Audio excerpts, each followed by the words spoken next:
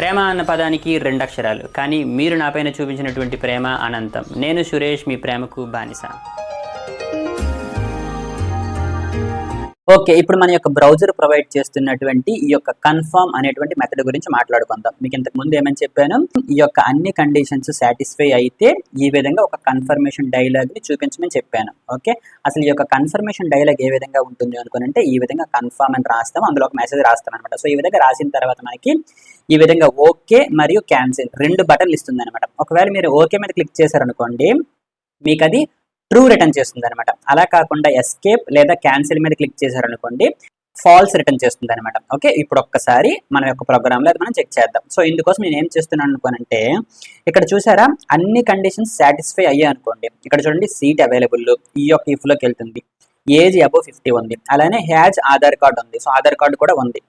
So అటువంటిప్పుడు మనం ఏం చేస్తున్నాం అనుకోనంటే, ఈ విధంగా ఒక అలర్ట్ మెసేజ్ ని చూపిస్తున్నాం కదా. సో ఈ విధంగా అలర్ట్ మెసేజ్ చూపించకుండా నేను ఏం చేస్తాను అనుకోనంటే, ఈ విధంగా కన్ఫర్మేషన్ అడుగుతాను అనమాట. సో ఏమైనా అడుగుతాను అనుకోనంటే, are you sure, do you want to come inside అని చెప్పేసి, ఓకే కమ్ ఇన్సైడ్ అని చెప్పేసి, ఓకేనా. సో ఈ యొక్క మెసేజ్ని అక్కడ చూపించాను అనమాట. ఓకే, ఇప్పుడు ఒకసారి మన యొక్క ప్రోగ్రామ్ ని చెక్ చేద్దాం. ఓకే, సో ఇక్కడ మీరు చూసుకుంటే ప్రోగ్రామ్ ఒకసారి రిఫ్రెష్ చేస్తున్నాను, ఇవన్నీ సెలెక్ట్ చేశాను, చెక్ మీద క్లిక్ చేశాను. చూడండి are you sure, do you want to come inside అని చూపించింది అనమాట. ఓకే, ఇప్పుడు మీరు ఓకే మీద ప్రెస్ చేశారనుకోండి, ఈ యొక్క కన్ఫర్మ్ అనేటువంటి మెథడ్ మీకు ట్రూ ఇస్తుంది అనమాట. ఓకే, మీకు ట్రూ ఇస్తుందా లేదా అనేది ఒక్కసారి మీరు చెక్ చేద్దాం. ఓకే, కన్ఫర్మ్ మెసేజ్ అని చెప్పి ఒక వేరియబుల్ తీసుకున్నాను. ఓకే ఓకే, ఇక్కడ మీరు చూసుకుంటే ఈ యొక్క వేరియబుల్ తీసుకున్నాను కదా, ఇప్పుడు దీనిని నేను ప్రింట్ చేస్తున్నాను అనమాట. ఓకే ఓకే, సింపుల్గా కన్ఫర్మ్ మెసేజ్ అని చెప్పేసి, ఓకే ఇప్పుడు దీన్ని నేను ప్రింట్ చేస్తున్నాను.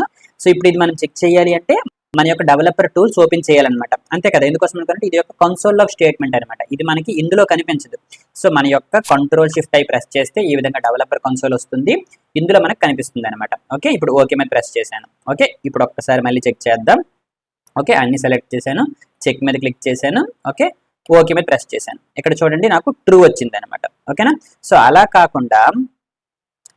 కాకుండా ఇప్పుడు ఒకవేళ నేను క్యాన్సిల్ మీద క్లిక్ చేశాను అనుకోండి, చూసారా నాకు ఫాల్స్ వచ్చింది అనమాట. సో ఈ యొక్క కన్ఫర్మ్ అనేటువంటి పాపప్ డైలాగ్ ఏదైతే ఉందో అది ట్రూ అయినా ఇస్తుంది లేదా ఫాల్స్ అయినా ఇస్తుంది అనమాట. సో ఇప్పుడు ఏంటి అనుకోనంటే, ఒకవేళ మన యొక్క ప్యాసింజర్ కన్ఫర్మేషన్ చేశారనుకోండి, అంటే ట్రూ వచ్చింది అనుకోండి, సో అప్పుడు మనం ఏం చేస్తాం అనుకోనంటే, ప్లీజ్ ఓపెన్ ద డోర్ అని చూపించాలన్నమాట. ఓకే, ఇప్పుడు నేను ఏం చేశాను అనుకోనంటే, ఇఫ్ కన్ఫర్మ్ మెసేజ్, ఇక్కడ మళ్ళీ ఈ విధంగా ఈజ్ ఈక్వల్ టు పెట్టి ట్రూ పెట్టాల్సినటువంటి అవసరం లేదనమాట. ఎందుకోసం అనుకోనంటే, ఇందులోకి వచ్చినటువంటి వాల్యూ అనేది ట్రూ కదా. సో ఇందులోకి వచ్చినటువంటి వాల్యూ అనేది ట్రూ కానీ ఫాల్స్ కానీ అవుతుంది అనమాట. సో ఒకవేళ ట్రూ అనుకోండి అంటే మన యొక్క ప్యాసింజర్ కన్ఫర్మేషన్ ఇచ్చారనమాట. సో కాబట్టి ఏం చేస్తున్నాను అనుకోనంటే, సింపుల్గా ఈ విధంగా ఒక అలర్ట్ మెసేజ్ చూపించాను అనమాట. Okay, please open the door అని చెప్పి. ఓకే, ఇప్పుడు ఒకసారి ప్రోగ్రామ్ని రిఫ్రెష్ చేస్తున్నాను.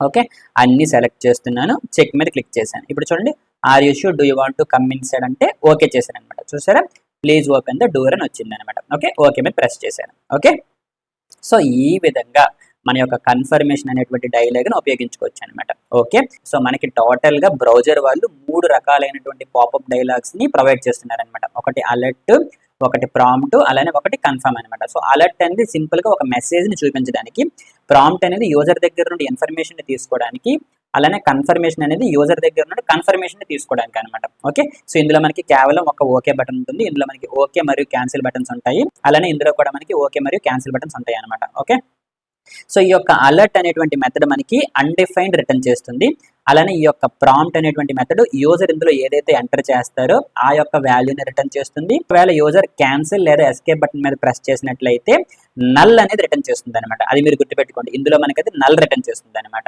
అలానే మన యొక్క కన్ఫర్మ్ అనేటువంటి పాపప్ డైలాగ్ లో ఓకే చేస్తే ట్రూ వస్తుంది, క్యాన్సిల్ లేదా ఎస్కేప్ బటన్ మీద ప్రెస్ చేసినట్లయితే ఫాల్స్ వస్తుంది అనమాట. ఓకేనా, ఓకే గుర్తుపెట్టుకోండి, ఈ యొక్క పాపప్ డైలాగ్స్ అనేవి మన యొక్క కోడ్ ఎగ్జిక్యూషన్ ని స్టాప్ చేస్తాయి అనమాట. ఓకే, ఇప్పుడు మీరు చూసుకుంటే అన్ని ఈ విధంగా సెలెక్ట్ చేసి చెక్ మీద ప్రెస్ చేశాను. ఇక్కడ చూడండి ఏం జరిగింది, ఈ విధంగా ఒక పాపప్ డైలాగ్ అనేది ఓపెన్ అయ్యింది, కానీ ఇక్కడ మనం చూసుకుంటే ఆ యొక్క పారాగ్రాఫ్ లో మనకి మెసేజ్ అనేది కనిపించట్లేదు అనమాట. ఎందుకోసం అనుకోనంటే, ఈ యొక్క పాపప్ డైలాగ్స్ అనేవి మన యొక్క కోడ్ ఎగ్జిక్యూషన్ ని స్టాప్ చేస్తాయి అనమాట. ఎప్పుడు వరకు కోసం అనుకోనంటే, యూజర్ ఏదో ఒక యాక్షన్ చేయాలన్నమాట, ఓకే అయినా చేయాలి లేదా క్యాన్సిల్ అయినా చేయాలన్నమాట. ఒకవేళ ఓకే చేసామనుకోండి, అప్పుడు ఆ కింద ఉన్నటువంటి స్టేట్మెంట్స్ అనేవి ఎగ్జిక్యూట్ అవుతాయి అనమాట. ఇప్పుడు చూడండి ఆ కింద ఉన్నటువంటి స్టేట్మెంట్స్ అనేవి ఎగ్జిక్యూట్ అయ్యాయి, మనకి ఇక్కడ ఈ యొక్క మెసేజ్ అనేది వచ్చింది అనమాట. సో గుర్తుపెట్టుకోండి, ఈ యొక్క పాపప్ డైలాగ్స్ అనేవి మన యొక్క కోడ్ ఎగ్జిక్యూషన్ ని స్టాప్ చేస్తాయి. అలానే ఈ యొక్క పాపప్ డైలాగ్స్ ని మనం చాలా సింపుల్ కేసెస్ లో ఉపయోగిస్తాం అనమాట. ఓకేనా, పెద్ద పెద్ద ప్రాజెక్ట్స్ లో ఇటువంటి పాపప్ డైలాగ్స్ ని మనం ఉపయోగించమన్నమాట. ఓకేనా,